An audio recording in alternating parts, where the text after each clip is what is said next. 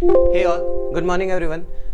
उम्मीद कर रहा हूँ आप सभी स्वस्थ हैं और बहुत ही बेहतरीन तरीके से अपनी तैयारी को कर रहे हैं। तो दोस्तों, आज का जो अपना सेशन है वो टॉप 15 रीजनिंग के क्वेश्चन पर बेस्ड है, जो क्वेश्चन सन 2023 इस साल 2023 के एसएससी सीजीएल, सीजीएल, एमटीएस और साथ ही साथ जीडी के पेपर में भी ये पैटर्न आपको मिले हैं। आप लोग अगर इन पेपर्स को एनालिसिस करेंगे तो इन पेपर्स में आपको ये पैटर्न जो इस सेशन में भी होने वाला है ये आपको कंफर्म मिलेंगे। ठीक है, तो सेशन बहुत ही इंपॉर्टेंट होने वाला है आपके आने वाले एग्जाम्स के लिए। जैसे आप लोगों को पता है यूपीएसआई और यूपीपी की भी वैकेंसी आने वाली है, तो आपके आने वाले एग्जाम्स के लिए ये सेशन बहुत ही बेनिफिशियल होगा। तो वीडियो को शुरू से लेकर लास्ट तक जरूर देखें और जिन्होंने भी चैनल को सब्सक्राइब नहीं किया है सब्सक्राइब कर लीजिएगा। चलिए बढ़ते हैं अपने पहले प्रश्न पर। पहला अपना क्वेश्चन सेट एनालॉजी पर बेस्ड है। सेट एनालॉजी का एक छोटा सा सवाल गौर करो दोस्तों। यहाँ पर क्या हो रहा है, ये 8, ये 2 का क्यूब लिखा हुआ है, ये 27, 3 का क्यूब, ये 125, 5 का क्यूब। नेक्स्ट 64, 8 का क्यूब, 1331, 11 का क्यूब और 1728, ये 12 का क्यूब है। मतलब मैं कह सकता हूँ ना, क्यूब्स के सेट चल रहे हैं। तो यहाँ पे हमें वो सेट छांटना है जिसमें क्यूब का लॉजिक लग रहा हो। तो गौर करो दोस्तों, यहाँ पे क्वेश्चन, यहाँ पे ऑप्शन नंबर 4 जिसमें 216, 6 का क्यूब, 343, 7 का क्यूब और 512, 8 का cube. Option number 4 will be right answer. बढ़ते हैं अगले क्वेश्चन पर। एनालॉजी का छोटा सा और प्यारा सवाल आप लोग की स्क्रीन पर है। गौर करो मित्रों, यहाँ पर क्या हो रहा है, 7:36 मतलब 7 और 36 का कुछ लॉजिक है, 16 और 225 का कुछ लॉजिक है और 21 और क्वेश्चन मार्क हमें फाइंड आउट करना है। तो यहाँ पे जब हम लोग क्वेश्चन को थोड़ा सा गौर करेंगे तो 225 मेरे दोस्त मेरे भाई, ये 15 का स्क्वायर लिखा हुआ है और ये 16 को अगर 15 बनाना है तो मैं क्या कर सकता हूँ, 16 में 1 माइनस करूंगा तो 15 आ जाएगा और 15 का स्क्वायर 225 लिखा है। एज इट इज 7 से 1 कम करेंगे, 7 से 1 कम करेंगे तो आ जाएगा 6 और 6 का स्क्वायर मेरे दोस्त क्या लिखा हुआ है, 36। तो यहाँ पर क्या होना है, 21 से 1 कम करेंगे हम लोग, 21 में 1 कम करेंगे 20 आ जाएगा और 20 का स्क्वायर भैया बच्चे को पता है। ठीक है, तो सही जवाब आपका क्या आ जाएगा, ऑप्शन नंबर फर्स्ट 400। ठीक है, option number first will be correct answer. बढ़ जाते हैं अगले प्रश्न पर। छोटा सा और बहुत ही प्यारा सा क्वेश्चन, ये गौर करिए। ये क्वेश्चन मैं पहले बोल दूँ, एसएससी जीडी 2021, जीडी 2021, जीडी 2022 जिसके पेपर 2023 में हुआ था। इसके बाद एमटीएस 2023 के पेपर में भी ये क्वेश्चन आपको मिला है। क्या बोला जा रहा है, एप्पल को 25 लिख रहे हैं। तो गौर करो, एप्पल शब्द में कितने वर्ण हैं सर, 5 वर्ण हैं। तो जितने वर्ण हैं उतने का स्क्वायर लिखा जा रहा है मेरे दोस्त। तो जूनियर में कितने वर्ण हैं, 6, तो 6 का स्क्वायर 36 बेटा लिखा गया है। पैकेज में कितने वर्ण हैं, 7 वर्ण है तो 7 का स्क्वायर कर देंगे मेरे भाई, कितना आ जाएगा जवाब, 49। Option number 3 will be correct answer. बढ़ते हैं अगले प्रश्न पर। सादृश्यता का एक छोटा सा प्रश्न बोला जा रहा है, विद्युत धारा का जो संबंध एम्पियर से है उसी प्रकार किस विकल्प का संबंध क्वेश्चन मार्क से होगा। तो दोस्तों गौर करो, विद्युत धारा को एम्पियर से मापते हैं, उसी प्रकार फोर्स यानी कि बल को किससे मापते हैं, न्यूटन। तो ऑप्शन नंबर 4 अपना करेक्ट आंसर बन जाएगा। नेक्स्ट वन, सीरीज का छोटा सा सवाल पूछा गया आप लोग से। तो गौर करिए, यहाँ पर क्या करना है, प्रश्नवाचक चिन्ह क्वेश्चन मार्क की वैल्यू फाइंड आउट करनी है। तो 42 और 365, यहाँ पे जब हम लोग डिफरेंस फाइंड आउट करेंगे तो डिफरेंस मेरे दोस्त कितने का है, +23 का, 23 का गैप है। 365 388 कितने का गैप है, 23 का गैप है। आगे हम लोग देखते हैं 434 और 457 कितने का गैप है, 23 का गैप है। तो यहाँ पर एक सीरीज चल रही है, 23 का गैप सभी में आ रहा है। तो 388 और 23 का गैप यहाँ पर भी होगा मेरे दोस्त। तो सही जवाब अपना जो आएगा, 388 में आप 23 जोड़ोगे तो क्या आएगा, 411। तो option number 2 will be correct answer, 411 आपका बिल्कुल सही उत्तर है। ठीक है, बढ़ जाते हैं अगले प्रश्न पर। फिर से सीरीज का छोटा सा और प्यारा सवाल गौर करिए। अल्टरनेट सीरीज का बहुत ही बेहतरीन सा एक क्वेश्चन है। 108 से 104 हो रहा है मेरे दोस्त, मैं कह सकता हूँ यहाँ पे 4 की कमी हो रही है। 104 से 100 हो रहा है, यहाँ पर मैं कह सकता हूँ 4 की कमी हो रही है। और 100 से यहाँ पे 96 हो रहा है, मैं कह सकता हूँ 4 की कमी हो रही है। अगर यहाँ पे क्वेश्चन मार्क आगे यहाँ पे एक डैश देके पूछा जाता तो अपना जवाब आ जाता 92।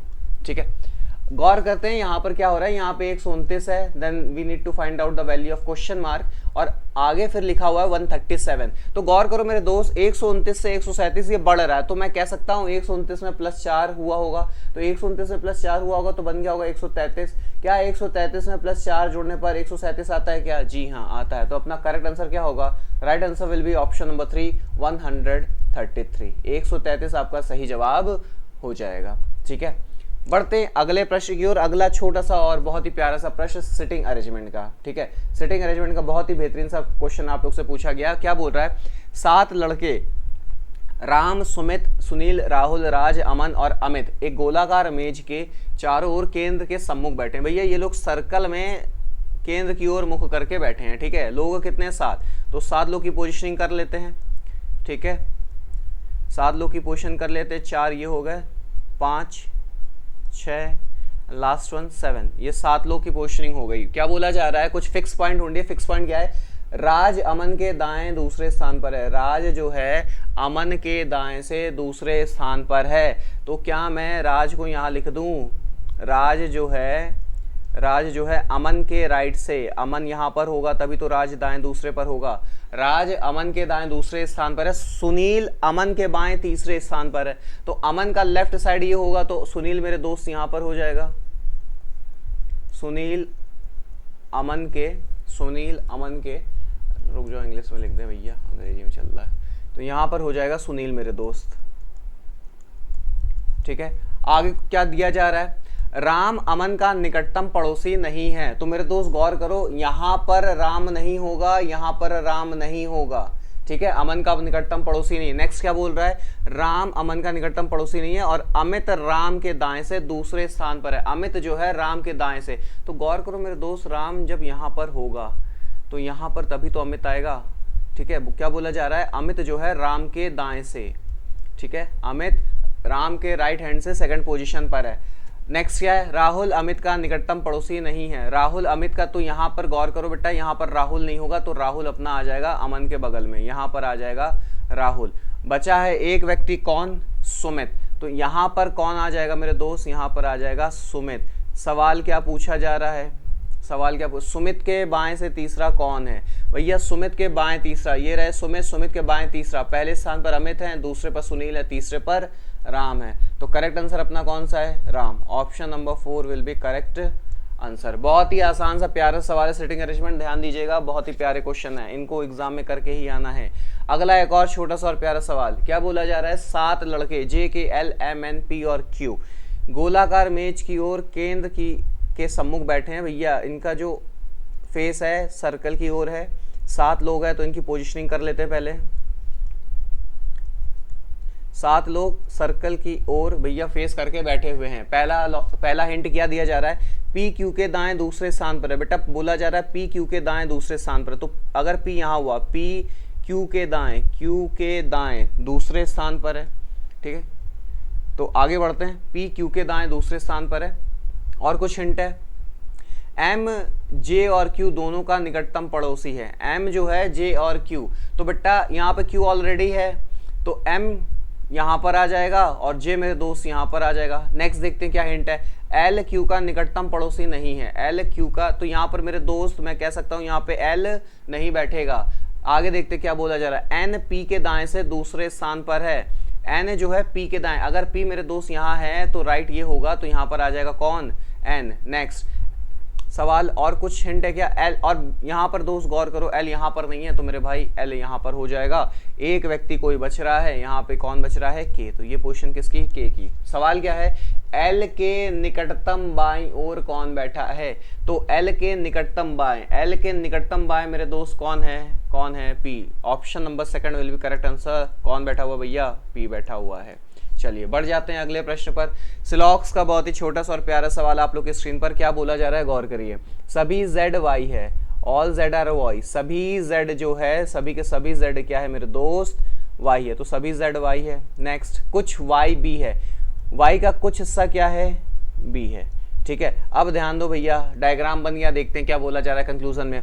कुछ B Z नहीं है, कुछ B Z, देखो B और Z के बारे में अभी हमारे पास कोई डेटा नहीं है, यहाँ पे कोई डेटा नहीं है, ठीक है, तो मैं DNS लिख दूंगा, डेटा नॉट सफिशिएंट, ठीक। नेक्स्ट कुछ Y Z नहीं है, कुछ Y Z नहीं है, भैया Y और Z पॉजिटिव रिलेशन है, बोल रहा कुछ Y Z नहीं है, बात गलत है। नेक्स्ट कुछ Z Y है, क्या कुछ Z Y है, जी हाँ, ऑप्शन नंबर 3 सही है।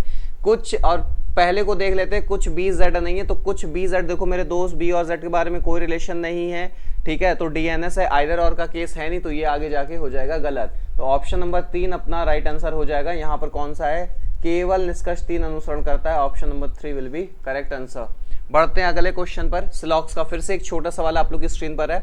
सभी एच जी है, ऑल एच आर जी, सभी के सभी एच जो है मेरे दोस्त वो क्या है, सभी एच जो है वो जी है।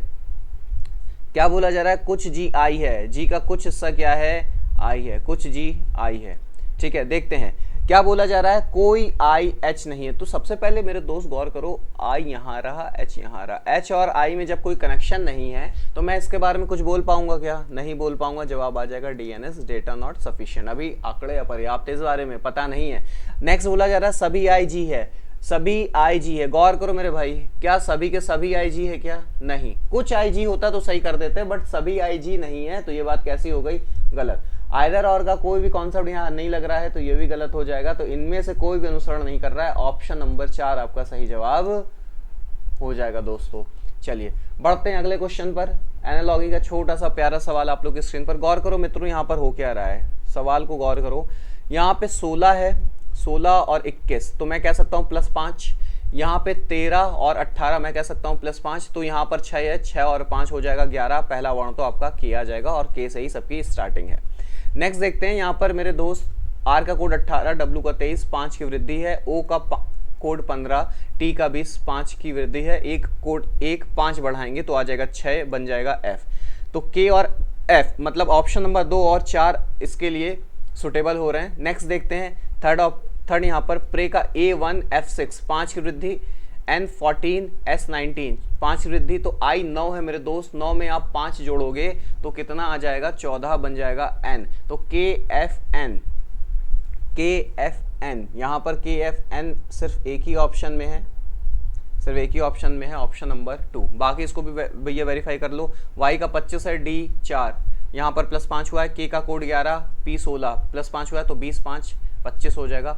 KFNY आपका करेक्ट आंसर रहेगा, ऑप्शन नंबर 2। ठीक है, बहुत ही छोटे छोटे और प्यारे प्यारे सवाल है, ध्यान दीजिएगा। यही सवाल मैं बार बार क्या दे रहा हूँ, ये आपके GD में आए हैं, MTS में आए हैं, इसके बाद CGL में आया है और इसके बाद एक और अपना प्यारा सा पेपर है CHSL। ठीक है, तो इन क्वेश्चन को आप दोहराते चलिए, बार बार रिपीट होते हैं। नेक्स्ट क्वेश्चन क्या है, find out the value of nephew. Nephew के लिए कूट क्या होगा, तो गौर करो मेरे दोस्त, नेफ्यू कहाँ लिखा हुआ है, यहाँ पर लिखा हुआ है। तो नेफ्यू अगर निकालना है तो मुझे सबसे पहले ही इज माई इसको हटाना होगा। तो गौर करो, अगर यहाँ से ही इज और इज, फर्स्ट और लास्ट में ही और इज है तो यहाँ पे कुछ कॉमन मिलेगा, COPV ये तो निकल गया।